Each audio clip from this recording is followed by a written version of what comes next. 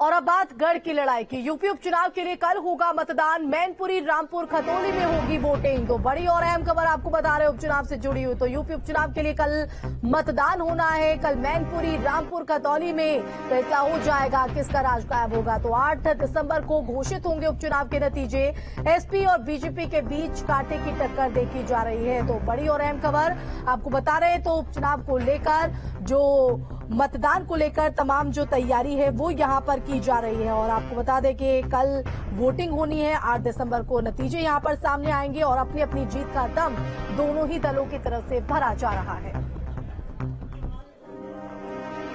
तो वही बीजेपी पर शिवपाल यादव का बड़ा आरोप। बीजेपी पर लोकतंत्र की हत्या का आरोप शिवपाल यादव ने लगाया। तो कार्यकर्ताओं को परेशान किया जा रहा है। शिवपाल यादव की तरफ से यह बड़ा आरोप बीजेपी पर।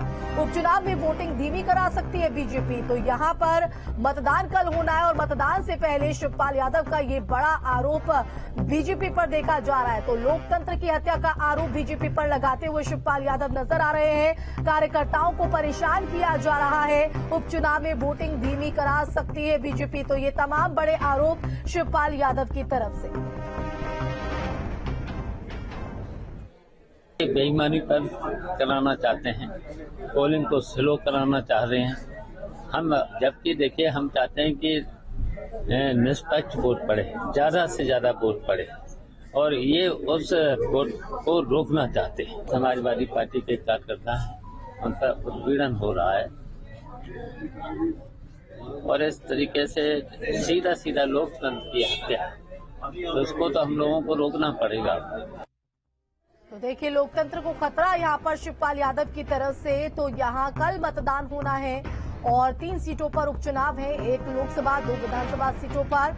और उपचुनाव से पहले जो है शिवपाल यादव ने बीजेपी पर ये बड़े आरोप लगाए। और अब मैनपुरी से इस वक्त की बड़ी खबर सामने आ रही है, जहां पुलिस हिरासत में एसपी नेता विद्याराम मुनि। तो कृष्ण पुलिस ने एसपी नेता को हिरासत में लिया है। पुलिस हिरासत में बूथ अध्यक्ष तिलक सिंह राजपूत। थाना भोगांव पुलिस ने तिलक सिंह को हिरासत में लिया। तो ये बड़ी और अहम खबर। तो मतदान से पहले सरगर्मियां जो है वो तेज हो चली है।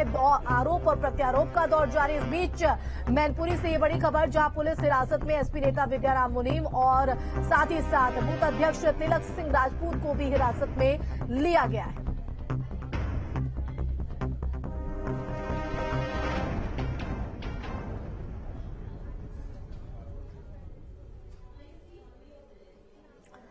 तो पुलिस हिरासत में समाजवादी पार्टी नेता विद्याराम मुनीम। और आपको बता दें कि लगातार आरोप यहां पर लगाए जा रहे हैं बीजेपी पर। इस बीच कृष्ण पुलिस ने एसपी नेता को हिरासत में लिया है और साथ ही साथ बूथ अध्यक्ष तिलक सिंह राजपूत भी हिरासत में। तो यूपी में 3 सीटों पर हो रहे उपचुनाव पर बीजेपी के विधायक राजेश्वर सिंह ने एसपी पर निशाना साधा है। उन्होंने कहा है कि एसपी अपना वजूद खो चुकी है, पार्टी का कोई भविष्य नहीं है। जनता एसपी का चेहरा जान चुकी है। तीनों सीटों पर बीजेपी चुनाव जीतेगी। तो अपनी अपनी जीत का दम यहां पर भरा जा रहा है और उपचुनाव की जो जंग है वो बेहद दिलचस्प होते हुए, और इसी कड़ी में अब जीत का दम भरते हुए कहा है कि एसपी को जनता जो है वो नकार चुकी है और तीनों ही सीटों पर बीजेपी की जीत होगी। तो लगातार एक दूसरे पर तंजी यहां पर कसे जा रहे हैं। तो बीजेपी के विधायक राजेश्वर सिंह ने समाजवादी पार्टी पर यह बड़ा निशाना साधा।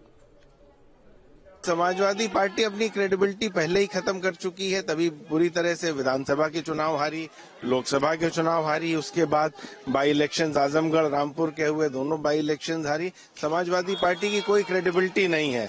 जनता उनका असली चेहरा जान चुकी है। समाजवादी पार्टी का कोई भविष्य नहीं है। वहीं मैनपुरी में उपचुनाव में मतदान को लेकर भारी सुरक्षा व्यवस्था है। लोकसभा क्षेत्र में भारी संख्या में पुलिस बल तैनात किया गया है। तो पुलिस, पीएसी और अर्धसैनिक बलों की तैनाती की गई है। 1756 मतदान केंद्र के लिए पोलिंग पार्टियां रवाना की जा रही हैं। मैनपुरी जिले को 28 जोन 163 सेक्टर में बांटा गया है। प्रत्येक जोन में 1 जोनल मजिस्ट्रेट की तैनाती रहेगी। प्रत्येक सेक्टर में 1 सेक्टर मजिस्ट्रेट की तैनाती की जाएगी।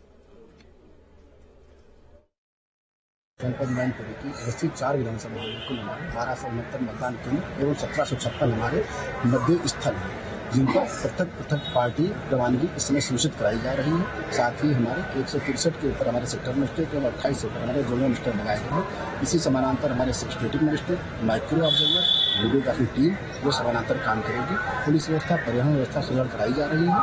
पुलिस पोलिंग पार्टियों के साथ में यहाँ से रवाना कराई जा रही है। तो वहीं रामपुर में नवीन मंडी स्थल से पोलिंग पार्टियां रवाना हुई। शहर सीट पर कल वोट डाले जाएंगे। मतदान स्थल से 200 मीटर दूरी पर पार्टियां बस्ते लगा सकेंगी।